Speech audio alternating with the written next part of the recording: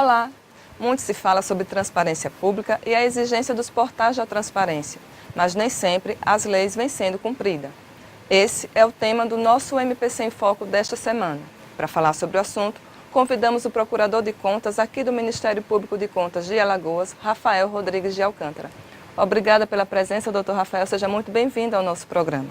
Doutor Rafael, qual a importância da transparência pública nas contas dos gestores?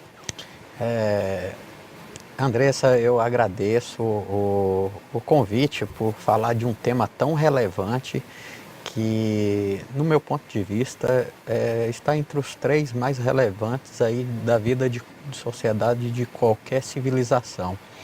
E também gostaria de parabenizar a iniciativa do Ministério Público, nessa iniciativa conduzida por você, que é o MPC em Foco. E é uma honra e bastante proveitoso fazer essa abordagem sobre um tema de interesse geral de todo cidadão, que é a transparência da gestão pública.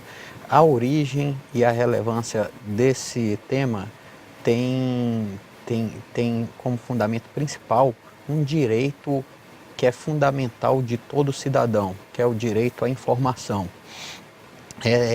Ao longo do processo histórico, evolutivo, de todos os estados, de todas as civilizações, a gente verifica que assuntos relativos ao Estado, ao bem comum, costumavam ser tratados como de propriedade exclusiva do Estado. Porém, nesse processo histórico, adveio o Estado, a forma atual, contemporânea de Estado, que é o Estado democrático e republicano. Nesse Estado, o povo é o foco, é o titular do poder público, e ele, como o titular proprietário do poder público, ele tem o direito fundamental de saber como a coisa pública, como os mandatários vêm administrando e exercendo o poder que lhes é delegado. Nesse contexto, as legislações, tanto internacional, a do direito comparado também, e a legislação brasileira tem evoluído sobremaneira nas últimas décadas para criar um arcabouço jurídico que assegure e torne efetiva a transparência pública para facilitar esse diálogo e esse controle pela sociedade, e esse diálogo entre os gestores e a administração pública e o cidadão. Eu tenho verificado uma evolução muito grande em termos legislativos, e na prática também temos experimentado vários avanços, porém ainda considero que o caminho até chegar a um estágio de desenvolvimento satisfatório em termos de transparência pública, o caminho ainda é longo e precisa ser percorrido com perseverança de todos, da sociedade, do Estado, da imprensa e principalmente dos órgãos de fiscalização e controle, que deve cobrar dos municípios, do Estado, de todos os órgãos públicos, que divulgue abertamente todos os dados para que o cidadão possa estar tendo conhecimento de como vem sendo administrado os recursos que na verdade são de propriedade deles, que é pago através de tributos, e como está sendo revertido esses recursos na retribuição de serviços públicos a toda a sociedade. É mais ou menos esse o panorama contextual inicial que eu faço. A transparência, ela é uma importante ferramenta de combate à corrupção? Sim, a corrupção, que é um tema que está muito em voga e é um problema crônico que a gente tem vivido nessa quadra histórica, ela ocorre na escuridão. A corrupção são atos ilícitos praticados por baixo dos panos, diria assim, sem que tenha conhecimento e seja divulgado a forma que ela é feita, enfim. tendo essa peculiaridade, os atos de corrupção um mecanismo para coibir, prevenir com certeza a transparência pública, porque a partir do momento que os gestores, qualquer pessoa responsável por dinheiro público, seja obrigado a tornar totalmente transparentes seus atos, a publicar em portais de transparência no site, disponibilizar e prestar contas de todos esses atos, há uma tendência de ter uma redução da prática da corrupção, que ela, como ocorre de forma sorrateira, ao ser obrigado a vir à luz do dia, tende-se a ter uma diminuição nessa prática desses delitos. Essa transparência tem que ser com os dados reais e em tempo real, né? Gastou, já tem que estar lá a informação nos portais de transparência. A gente tem aqui duas formas de transparência na administração pública: a transparência ativa e a transparência passiva. Aqui no Brasil, a transparência ativa ela está consagrada no princípio da publicidade da administração pública. Na Constituição Federal, desde 88, já há a previsão de que todos os atos públicos todos os atos da administração devem ser públicos. E no decorrer de 88 para cá, vieram duas importantes leis que visam efetivar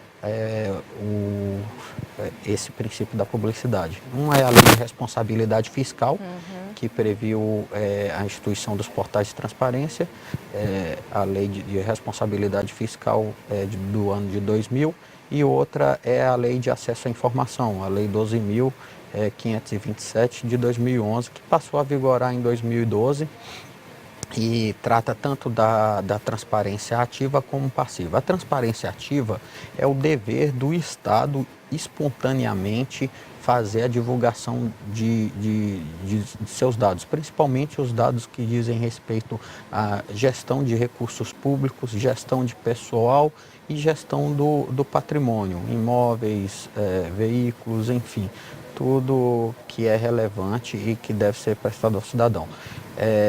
Esses portais devem ser realizados na rede mundial, devem ser instalados na rede mundial de computadores e devem retratar a realidade atual de todos os órgãos públicos.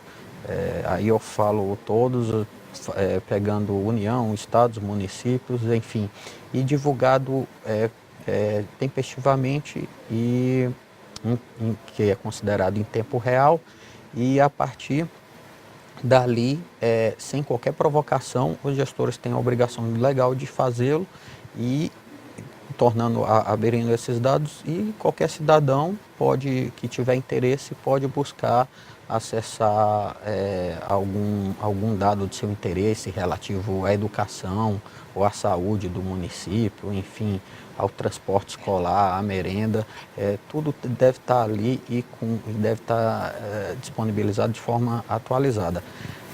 Com relação à transparência passiva, é o próprio cidadão que, valendo-se do direito fundamental de informação, peticiona ao órgão público solicitando algum dado específico. A administração pública ela tem o dever de responder essa solicitação. E o pedido qualquer indivíduo pode fazer e não precisa motivar. E é importante ressaltar que todas essas obrigações de tanto atender à transparência ativa quanto passiva, elas são deveres relevantes que devem ser observados sob pena de o gestor que estiver descumprindo a lei da transparência incorrer em improbidade administrativa. A própria lei faz referência a esse tipo de sanção. É algo grave e que eu acho que deve ser sancionado, tendo em vista a relevância de um direito tão caro aí do Estado Democrático de Direito. O senhor citou algumas leis que obrigam, né, a transparência dos entes públicos, mas nem sempre todos eles cumprem a legislação. O que o Ministério Público de Contas vem fazendo nesse sentido de que as leis sejam cumpridas? Como eu falei, é um processo de evolução. Primeiro, foi uma conquista em tratados internacionais, depois a nossa Constituição atual assegurou, depois foram editadas leis. E a gente tem, então, hoje um estágio, do plano de vista normativo, bastante evoluído. Toda a legislação é evoluída, mas agora a gente está numa segunda etapa que é a mais desafiadora, eu diria, que é tornar efetiva, tirar a lei do papel, tornar ela real na vida do Estado, do cidadão.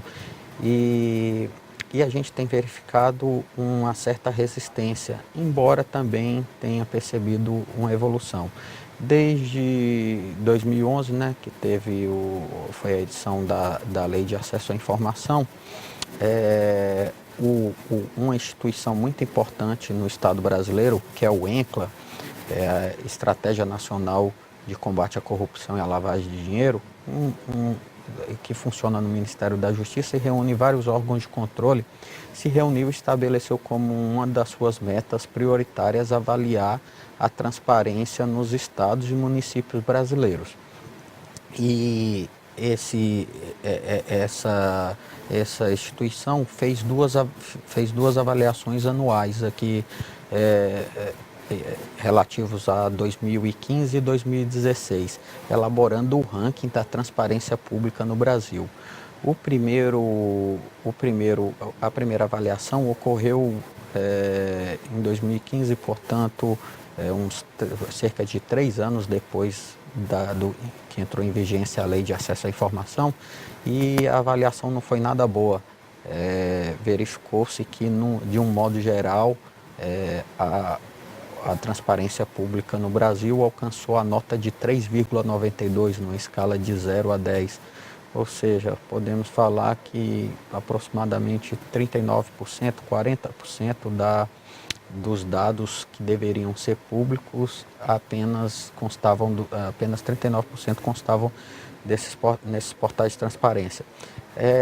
A partir daí foi feito diversas recomendações aos municípios que estavam em déficit, devendo a implantação de portal de transparência, ou não tinham portal, ou o portal não era tão atualizado. E depois dessa recomendação, na qual a gente participou aqui no estado de Alagoas, ela foi protagonizada pelo nosso foco, que é o Fórum de Combate à Corrupção, e o Ministério Público de Contas, junto com o Ministério Público Federal e o Estadual, fizeram recomendações a todas as prefeituras para que observassem de forma satisfatória a legislação. E aí veio o ano de 2016 e o ENCLA fez uma nova avaliação a partir dessas recomendações. E a gente observou que houve um progresso muito significativo, embora, claro, ainda estejamos bem distante do ideal. Observou-se que entre 2015 e 2016 houve um progresso de 33%. Aquela nota em 2015 que foi de 3,9 passou a ser 5,2, ou seja, houve um aumento de 39% para 52% da administração, mais da metade da administração pública brasileira como um todo, estados e municípios, disponibilizam de forma adequada os seus dados, informações públicas, que deveriam ser públicos. Então, 52% ainda resta um desafio de 48%. E a gente verifica que esses 48% de resistência à transparência pública está concentrado, em sua maior parte, nos municípios.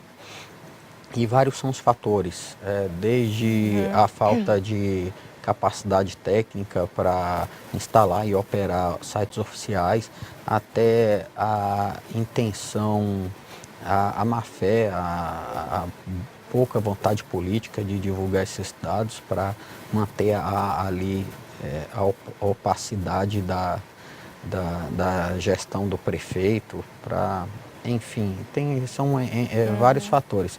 E a gente agora está num segundo passo, que é fazendo, a partir desse levantamento, verificar os municípios mais críticos e fazer representações junto ao Tribunal de Contas, e aí os outros ministérios públicos também têm ingressado com ações na Justiça Estadual e na Justiça Federal para, primeiro, obrigar os municípios a se adequar à lei.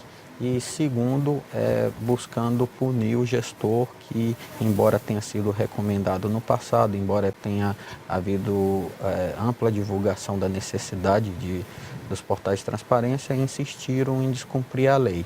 Então a gente vem atuando dessa forma. Vários municípios aqui no estado já tiveram representações ofertadas pelo Ministério Público de Contas, algumas decisões já obrigando, mas a gente está nesse estágio de tornar essa legislação tão boa, tornar ela em realidade, e falta um bom caminho a ser trilhado, mas aí a fórmula, eu acho que do sucesso é a perseverança, persistência, porque quando a gente fala em transparência pública, a vigilância tem que ser contínua, ininterrupta, porque não basta só instituir o portal de transparência, mas a gente tem que acompanhar se ele vem sendo devidamente alimentado com dados atuais, em tempo razoável, para disponibilizar aí ao cidadão.